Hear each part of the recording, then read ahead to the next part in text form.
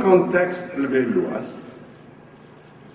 peranan profesor adalah sebagai pemacu perkembangan ilmu terkini yang mengadunkan antara kefahaman terhadap ilmu fundamental, penguasaan terhadap kemahiran terkini, dan keupayaan meletakkan perkembangan ilmu dalam konteks penjanaan nilai tinggi yang memberi impak besar kepada kemajuan negara dan pembangunan tamadun.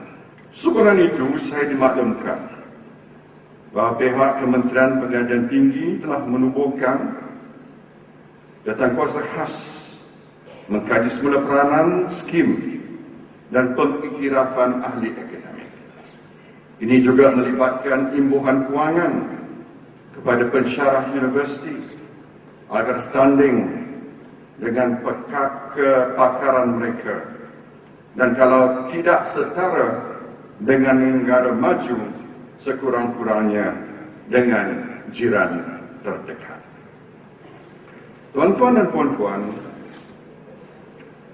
kenyataan saya untuk membenarkan skim profesor meningkat sehingga peringkat tertinggi terus tanpa perlu memegang sebarang jawatan pentadbiran di universiti awam, kabarnya mendapat sambutan hangat dan diharap menghangatkan juga iltizam dan menyegarkan lagi sumbangan akademia.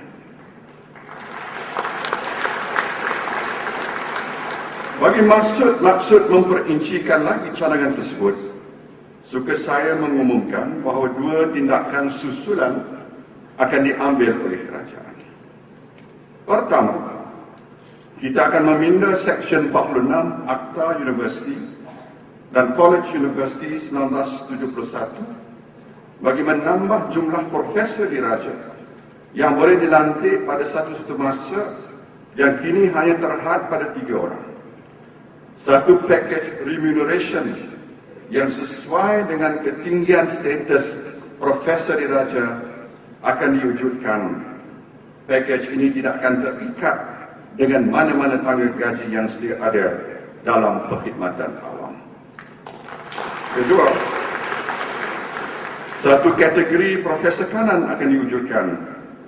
Mereka yang berada pada kategori ini akan diletakkan di bawah grade terus perkhidmatan awam.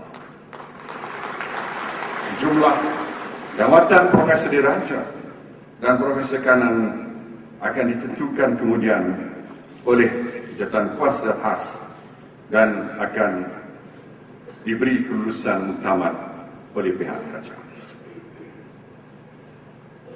Saya telah mengarahkan juga agar beberapa peraturan perkhidmatan awam yang mempunyai implikasi ke atas keberkesanan, peranan dan aktiviti IBTA dikaji semula. Ini termasuklah pertama, Surat Berkeliling Bilangan 3 tahun 2008. Kedua, Garis Panduan Pelaburan untuk IBTA April 2004. Dan ketiga, Peraturan Pegawai Awam Kelakuan dan Tata Tertib 1993 secara menyeluruh bagi membolehkan satu ekosistem terbaik wujud untuk pengkomersialan produk R&D atau penyelidikan dan pembangunan universiti serta program dan aktiviti pembangunan usahawan bagi mengurangkan penggantungan kewangan universiti kepada kerajaan.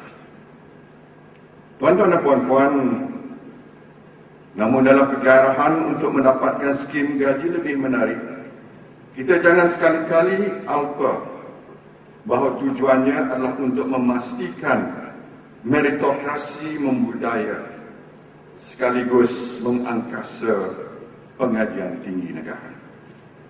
Ini kerana mediokriti atau budaya kecincaian adalah barah kepada tradisi ilmu. Dan ini sudah pasti tidak selari dengan hasrat kita membina ekosistem intelektual yang segar dan meriah di universiti tempatan yang seharusnya menjadi pelupur inovasi, menjadi penjana nilai tinggi dan sekaligus menjadi the paragon of excellence.